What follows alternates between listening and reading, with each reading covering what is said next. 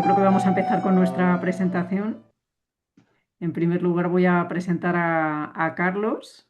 Él es doctor en filosofía, es licenciado máster en Derecho, es además máster en argumentación jurídica, es experto en literaturas y artes escénicas comparadas, es miembro de la Sociedad Española de Derecho y Literatura y actualmente es el director del grupo de investigación FERSU en la Universidad Rey Juan Carlos, que aúna tres grandes temas como son la filosofía, el arte y la persona. Es además un investigador nato, es decir, es una persona que nunca se conforma con lo que ya sabe, sino que siempre aspira a seguir estudiando, a seguir formándose, con lo cual para nosotros es un placer cada vez que viene al Ateneo. Hemos contado con él varias veces en el foro de literatura y hoy queríamos traerle al foro de filosofía para la presentación de su último libro, que va sobre el tema del teatro, pero que también, diríamos, lo ha relacionado con el tema de la persona. El libro es este de aquí, se titula Del mito al sujeto, una historia filosófica del teatro de Grecia al Renacimiento. Así que le paso la palabra a Carlos para que nos cuente la gestación de este libro y el contenido. Muchísimas gracias, señora presidenta del Ateneo, querida amiga Nieves.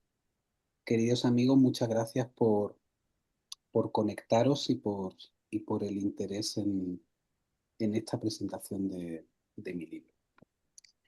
Bueno, por mi línea de investigación prioritaria, yo siempre he pensado que todo acto social siempre tiene algo profundamente teatral.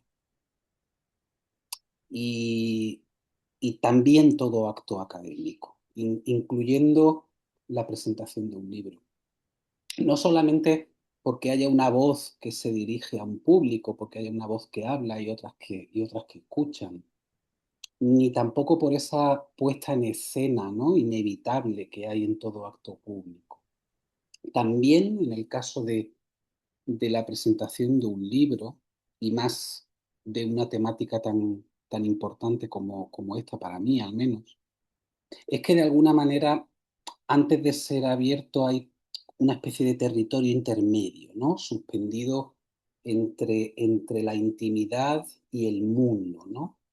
Lo que quiero decir es que presentar un libro como este también para mí es algo muy parecido a levantar un telón, ¿no?, a cuando se levanta un telón en una pieza teatral. Digo esto porque, de alguna manera, este libro, Del mito al sujeto, trata de abrir un espacio, una especie de umbral, un escenario, en definitiva. Un escenario que es siempre un lugar de encuentro donde convergen, o han convergido en este caso, muchos años de estudio, de lectura, de pensamiento y también de una experiencia viva alrededor de lo teatral y de lo filosófico.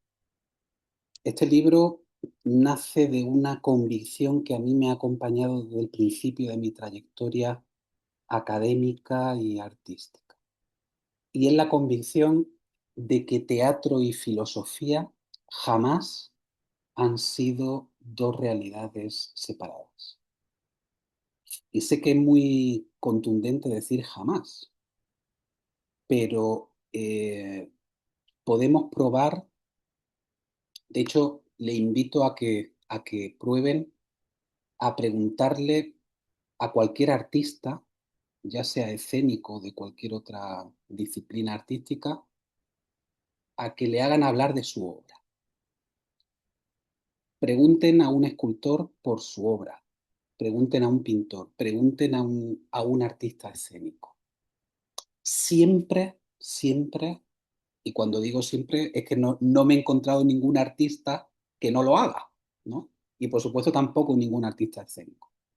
Siempre van a hablar de un tema filosófico, siempre van a hablar de un tópico filosófico.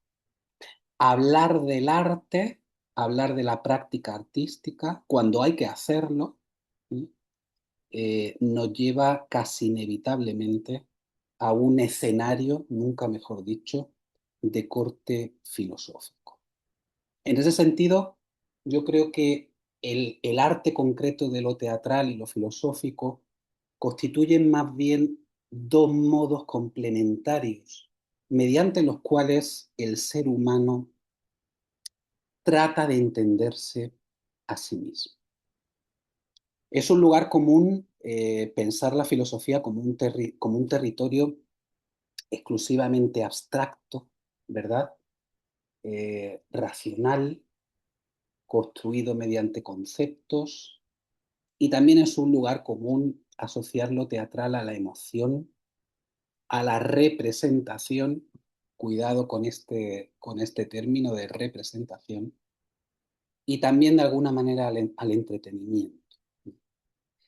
Sin embargo, nos basta recorrer la historia de las artes escénicas, basta leer este libro y también otros, para descubrir que los grandes conflictos y dilemas filosóficos de Occidente, también de Oriente, pero bueno, en el libro me centro en Oriente, siempre encontraron en la escena uno de sus espacios privilegiados de encarnación.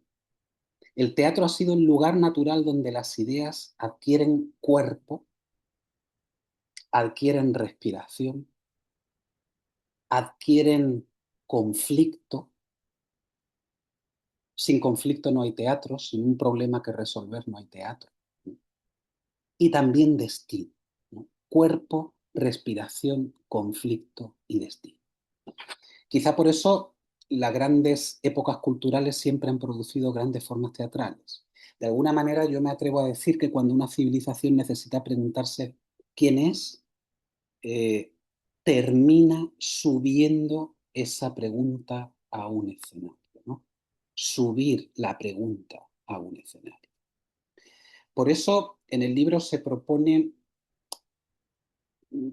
permítanme que lo diga, algo más que una historia teatral, sino más bien una lectura filosófica de la evolución del teatro desde el teatro griego hasta el Renacimiento. Aunque en realidad el verdadero tema del libro es otro.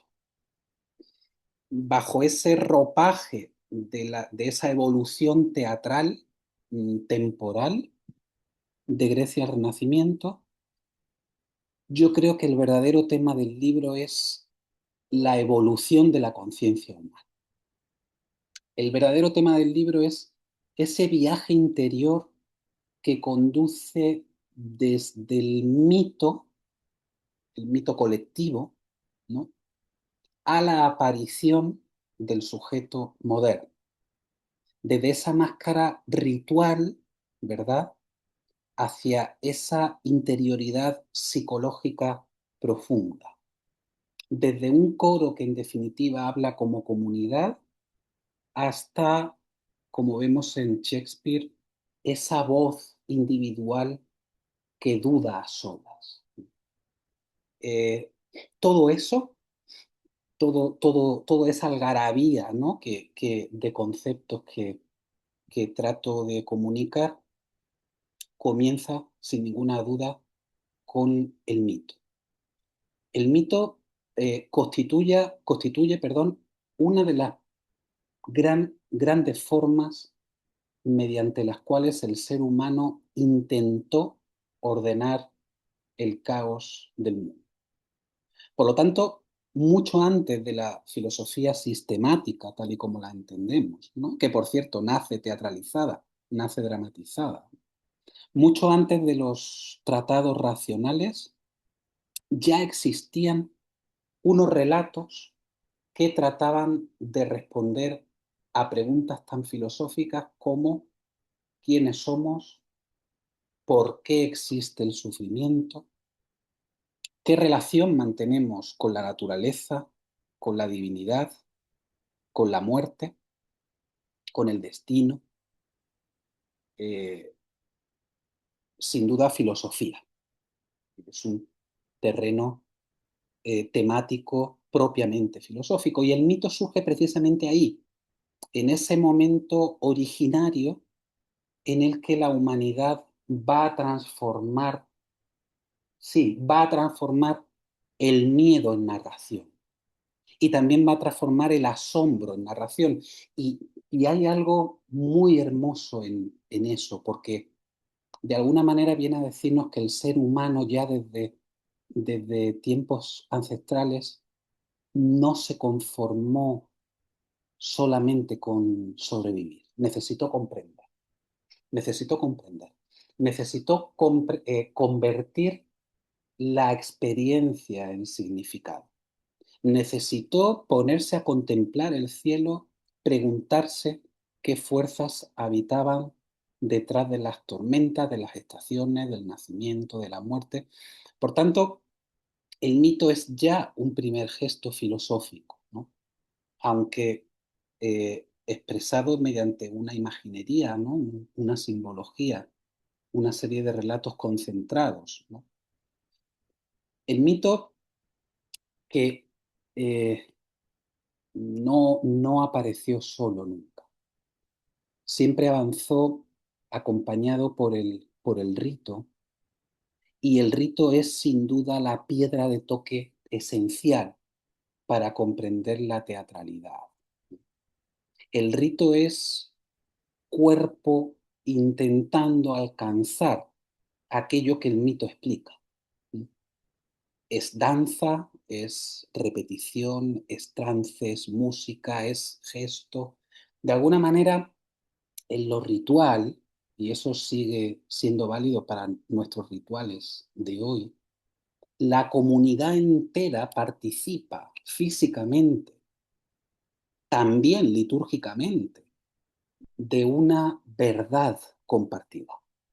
En ese sentido, eh, sostengo en el libro que el teatro existe mucho antes de esa institucionalización griega de la tragedia. La semilla teatral se encuentra en las ceremonias primitivas, en las danzas rituales, en esos cuerpos cubiertos con máscaras, intentando representar fuerzas invisibles.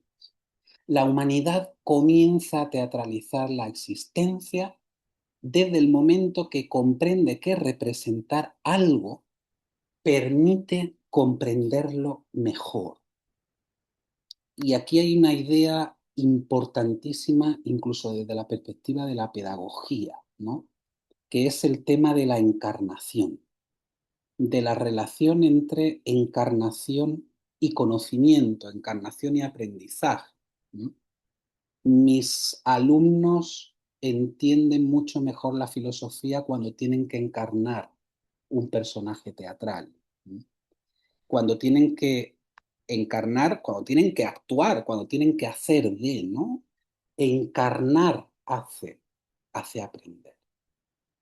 Por eso lo teatral posee una dimensión antropológica tan profunda, porque la escena no nace únicamente como entretenimiento, nace, nace como una necesidad espiritual, como intento de convertir la experiencia humana en símbolo compartido. Dicen que el primer actor probablemente fue también algo sacerdote, ¿no? Quizá el primer escenario fuera un círculo alrededor del fuego y por lo tanto, y esto es algo que es muy contemporáneo también, el primer espectador no acude simplemente a mirar, acude a participar de una experiencia colectiva que afectaba a la vida entera de la comunidad. Sin ningún lugar a dudas, Grecia lleva todo esto a un nivel extraordinario de complejidad estética y filosófica. La tragedia se convierte como tal en tarea de la filosofía también clásica. Constituye uno de los momentos más cumbre de la historia del pensamiento occidental, y lo es porque en la tragedia el ser humano se contempla a sí mismo con una lucidez radical. La tragedia griega nunca pretendió distraer al espectador y mucho menos alejarle del dolor de la existencia. Todos sabemos que es al contrario, lo conduce directamente hacia él. De alguna manera, los dramaturgos griegos comprendieron algo decisivo, que es que la escena podía convertirse en un espejo del alma humana y un espejo que no embellece ni suaviza, ¿no? Que de hecho muestra la verdad desnuda, muchas veces la verdad desnuda del conflicto. Por eso los personajes trágicos aún hoy continúan respirando entre nosotros. Prometeo, Edipo, Antígona, Medea o las troyanas siguen hablándonos porque representan conflictos que continúan habitando nuestro corazón. Prometeo encarna ese gesto inaugural de la rebeldía consciente, ese robo del fuego, ese sufrimiento derivado de su decisión, Prometeo como primer sujeto, ¿no? Hay algo profundamente moderno en él. Su figura inaugura ya una subjetividad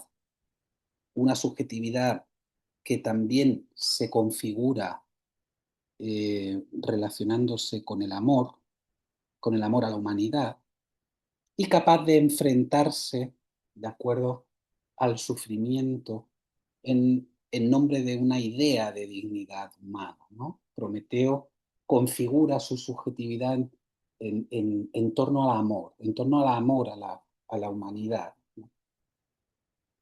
Sin duda sabemos que representa también la ambigüedad del progreso, ¿no? El fuego, ese fuego que podemos hablar de él en términos de conocimiento, técnica, civilización, etcétera, etcétera, ¿no?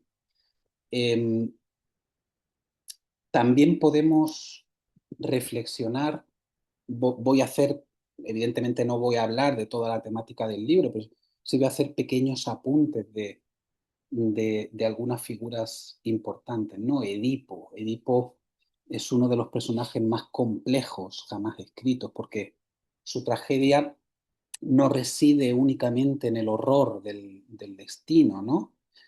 Sino, fijaros, en Edipo tenemos el tema inmenso, universal, del hombre en busca de la verdad, ¿no? Incluso cuando esa verdad pueda generar sufrimiento, ¿no? La búsqueda humana de la verdad. Pero de una forma absolutamente impresionante, en Edipo confrontamos esa búsqueda de la verdad con una necesidad irrefrenable de saber. Y las dos cosas son distintas. No es lo mismo la búsqueda de la verdad que tener una necesidad irrefrenable de saber. De alguna manera, Edipo es capaz de ponernos ante disyuntivas tan curiosas y tan complejas como esa, ¿no? Cuando la diferencia entre la búsqueda de la verdad y esa necesidad irrefrenable de saberlo todo, a fin de cuentas, ¿no? Por lo tanto, eh, la tragedia de Edipo también posee una dimensión profundamente moderna que tiene que ver con la búsqueda de la identidad, plantearse hasta qué punto somos libres, cuánto hay de nosotros de herencia, de destino, ¿verdad? Edipo camina hacia la verdad, pero también la persigue. No solo camina hacia ella, el camino hacia la verdad es un camino lleno de humildad, ¿no? Eh, Cuando leemos Edipo, sobre todo cuando interpretamos Edipo, nos damos cuenta de que la persigue, la caza, quiere cazar la verdad, sin advertir que ella también avanza hacia él. Luego surge Antígona, ¿no?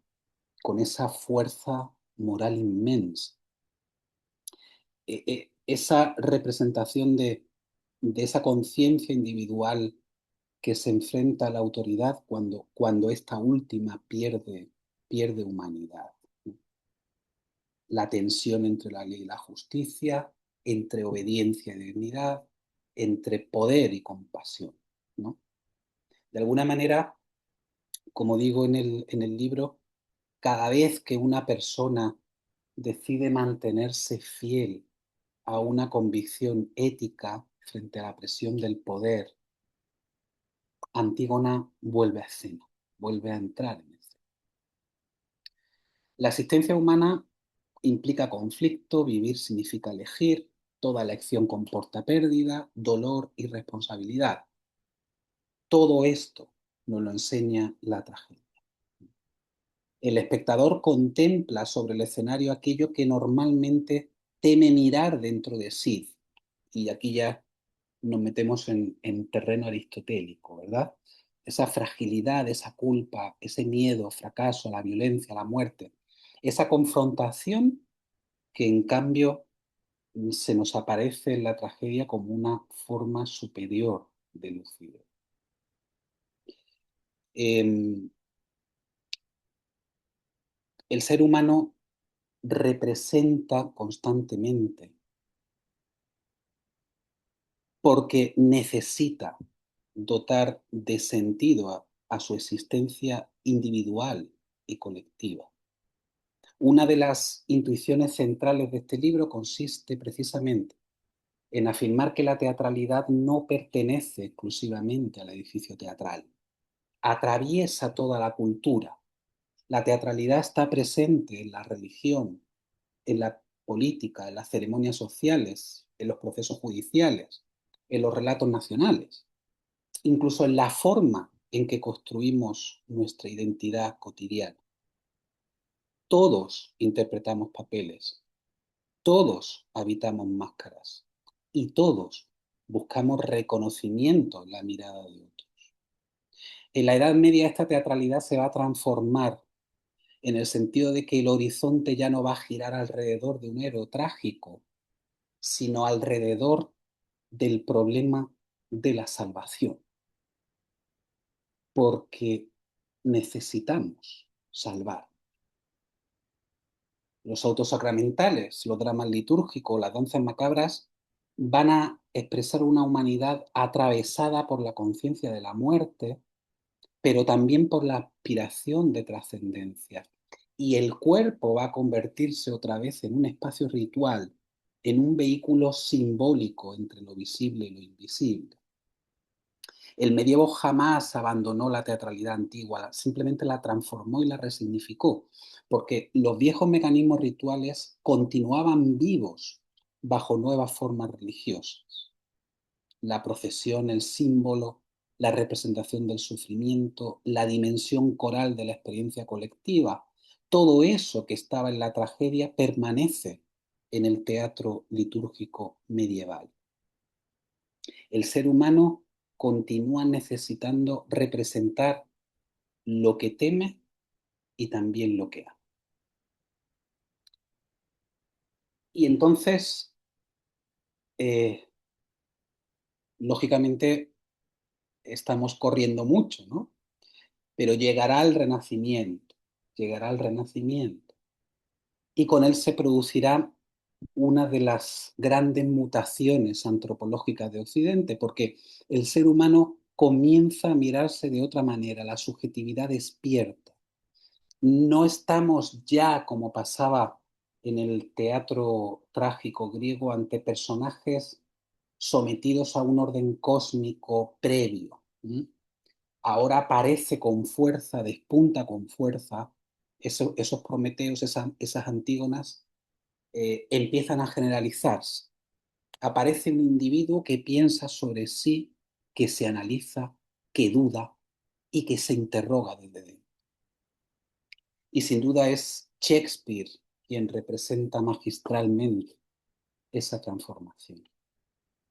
Hamlet constituye probablemente uno de los grandes nacimientos de la conciencia moderna. Su famoso monólogo no es únicamente bueno, tiene más de un soliloquio, ¿no? Todos sus soliloquios no son únicamente reflexiones sobre la vida y la muerte.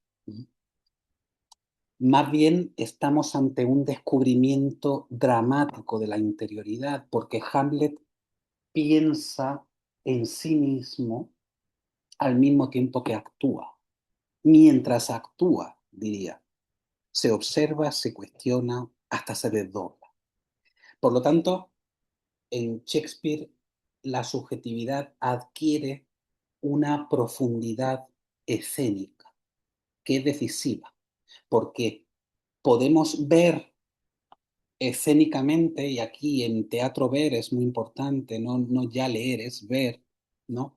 Cómo el ser humano se convierte en un problema para sí mismo. Ya no basta el mito heredado, ya no basta el orden tradicional. La conciencia moderna comienza a experimentar vértigo ante su propia libertad. Y esa duda hamletiana, si me permitís la expresión, sigue acompañándonos hoy, porque seguimos viviendo entre la acción y la incertidumbre, entre el deseo de verdad y el miedo a sus consecuencias. Y es en Shakespeare en que culmina en gran medida el recorrido de este primer volumen, porque como digo en el libro es el primer volumen. El mito se ha transformado en sujeto, la humanidad ha pasado de las estructuras colectivas originarias a la conciencia individual moderna, pero el viaje no concluye. El sujeto moderno, pese a toda su riqueza, genera nuevas fracturas. Una exaltación absoluta de la subjetividad moderna produce aislamiento, fragmentación, pérdida del vínculo humano, pérdida del vínculo divino. Y es ahí precisamente donde nace la necesidad de ese segundo volumen de este proyecto que, que quiero anunciar aquí, que quiero terminar esta presentación anunciando, ¿no? Que es del sujeto a la persona. Si en este primer libro se analiza el nacimiento del sujeto moderno, lo que viene después, ¿no? El punto y seguido de este libro, es explorar un territorio delicado y necesario que es el tránsito desde el sujeto autónomo a la persona entendida como una realidad relacional, ética y vulnerable. Porque la persona no vive encerrada en sí misma, existe mediante vínculos, se constituye en relación con otros, necesita memoria, responsabilidad, cuidado y encuentro. El sujeto piensa y la persona responde. El sujeto afirma su individualidad y la persona descubre que solo puede realizarse plenamente junto a otros seres humanos. Vivimos en una época tecnológicamente deslumbrante, pero al mismo tiempo profundamente herida por formas crecientes de deshumanización. Y necesitamos recuperar espacios donde la experiencia humana vuelva a adquirir espesor, presencia, sentido. El teatro continúa siendo ese espacio privilegiado, porque el teatro, amigos y amigas, más que ningún otro fenómeno, y esto es algo obvio, pero también muy profundo, nos obliga siempre a mirar a otro. Un actor y un espectador, compartiendo espacio y tiempo, siguen constituyendo un acontecimiento humano en medio de una civilización cada vez, cada vez más virtualizada. Por eso, las nuevas dramaturgias contemporáneas, de las que también hablo en el libro, como el teatro documental, el biodrama, la dramaturgia del testimonio o la escena del cuidado, están recuperando precisamente esa dimensión personal de la experiencia escénica, porque ya no se tratará únicamente de representar personajes, se tratará de exponer fragilidades reales, memorias heridas, cuerpos concretos, vidas atravesadas por la historia. Y de alguna manera eso nos devuelve nuevamente al origen del teatro, como si toda la historia de la escena formara un inmenso círculo, como si bajo Shakespeare todavía respirara Dioniso y también Cristo, como si bajo las vanguardias contemporáneas siguiera latiendo aquel antiguo deseo humano de convertir el dolor, la esperanza y el misterio en una representación compartida. Si de alguna manera tuviera que condensar todo este proyecto en una imagen, sería el de Prometeo avanzando con el fuego en las manos, Edipo sosteniendo el peso insoportable de sus preguntas, Antígona enfrentándose a la injusticia en nombre de la dignidad, Hamlet dialogando con su conciencia en mitad de la noche. Y allí en medio, conjuntamente con ellos, nosotros. Ese punto misterioso donde el mito se transforma al sujeto y donde el sujeto, como una semilla que lentamente rompe su cáscara, comienza a prepararse para convertirse en persona. Nada más, os agradezco profundamente que me hayáis acompañado este ratito. Muchas gracias.